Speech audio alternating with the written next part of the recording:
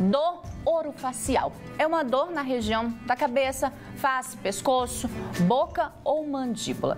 Seja qual for a localização, a explicação para esse desconforto pode ser algo muito simples, como por exemplo uma cárie, ou algo mais complicado, mais difícil de identificar. Para falar sobre esse assunto, hoje recebemos a doutora Cristiane Pissulin, cirurgião dentista. Doutora, boa tarde. Boa tarde. Seja bem-vinda. Muito obrigada. Primeiro que o nome é difícil, né? Orofacial. Eu confesso que eu fui entender hoje com a pauta, mas eu nunca tinha escutado falar. Mas é isso, às vezes a gente tem uma dor na mandíbula, uma dor na face e às vezes, como eu falei, é algo muito simples e às vezes não é, né? Sim, orofacial pega então cavidade oral, pele, né, região nasal, muitas vezes, pescoço. Então, é uma alteração. Tá com problema no microfone? Vamos trocar então de microfone? Programa ao vivo, gente, é assim mesmo. Pronto, doutora, agora sim. Isso. E às vezes a gente precisa, então, procurar um especialista, porque sozinho o paciente acaba não tendo, né, nem sabendo a causa e o motivo que ele está com a dor.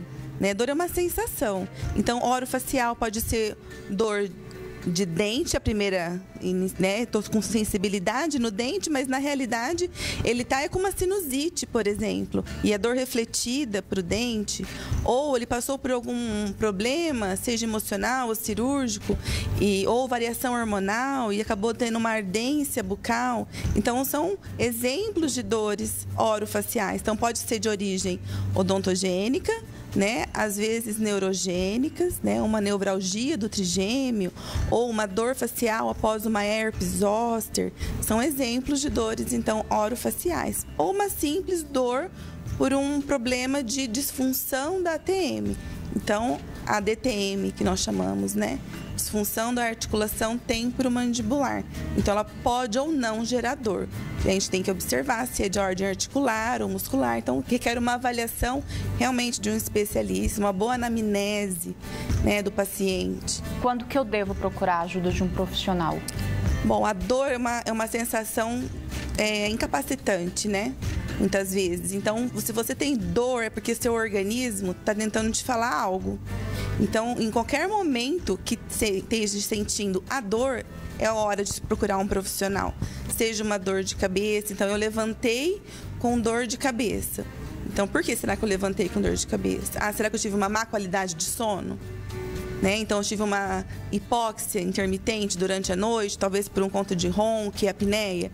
Isso pode gerar uma dor de cabeça, né? Como outros problemas também, inclusive comportamentais. Né? Então, a dor é um sinal, né, que a gente fala nocivo, então ruim para o organismo. O bruxismo entra nessa questão dessa dor orofacial. O bruxismo, ele pode gerar dor, né? Então, se você, por exemplo, ficar apertando muito os dentes, ou às vezes nem toque de dente, só de você tensionar a musculatura, isso vai ser um ponto gatilho para gerar dor. Então, a gente vai ter uma cefaleia tensional. Geralmente, os pacientes de bruxismo sentem ao longo do dia isso crescer. E essa cefaleia tensional, ela pode ser também um outro gatilho para uma enxaqueca, pacientes enxaquecosos que apertam o dente. Então, ele vai ter, já tem essa frequência mais próxima, né, de tempo e de constância, de dor, e junto com o bruxismo isso pode crescer. E tem uma diferença entre bruxismo e apertamento? Porque o bruxismo seria o ranger os dentes, ou não? Nós temos dois tipos de bruxismo. O bruxismo do sono e o bruxismo do dia. Nem sempre eu preciso, no bruxismo, ter toque de dente. O bruxismo, por exemplo, de vigília, se você tocar os dentes, apertar, ou mesmo tensionar a musculatura, você já está fazendo o bruxismo de vigília. O da noite, você já tem mais esse desgaste dentário. Então, por exemplo, uma atividade muscular por proteção mesmo. Um paciente com refluxo, por exemplo, vai produzir mais saliva na boca, porque tem uma acidez entrando. Sim. Então, o sistema nervoso vai entender, opa, eu preciso produzir saliva. E nisso, você vai deglutir mais vezes à noite. Então, é, assim, um momento que você range mais os dentes. Ou mesmo no sono, tentando jogar a mandíbula para frente. Então, você vai acabar também fazendo esse bruxismo para a passagem da via aérea ficar tranquila, para não ter hipóxia, por exemplo, intermitente à noite. Então, o nosso sistema nervoso, ele tenta nos proteger. Então, esse movimento do ranger, ele pode existir ou não.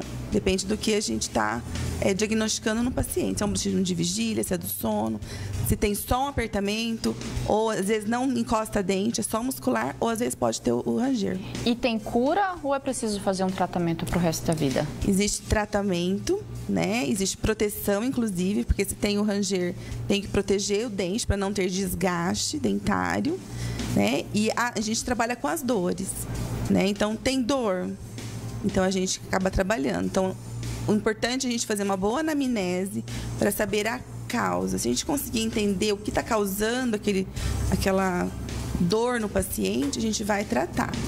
A gente está falando até agora, né, de dores relacionadas à questão dos dentes, né? Tem alguma dor na face que não está associada aos dentes, né? No caso, a dor de cabeça, que às vezes nem sempre está associada aos dentes, mas existe outras? Na realidade, a própria DTM muscular, a gente tem uma DTM que é uma disfunção relacionada a músculo, e temos a DTM relacionada à própria articulação. Ela é uma dor que não é odontogênica, não é do dente. Ou uma sinusite, por exemplo, aqui na face, nós temos uma abertura nesse osso da maxila. E essa abertura, essa cavidade, que é o seio, chama seio maxilar, ele é muito próximo à raiz dos dentes. Então, o paciente que tem sinusite nesse seio pode sim vir a relatar, reportar essa dor no dente, mas não é dentária. É do próprio quadro de inflamação da sinusite, né? Tem nevralgias do trigêmeo, pós-herpes também. Tudo isso pode ocasionar. Aftas, né? A própria parotidite, que é a cachumba. Né?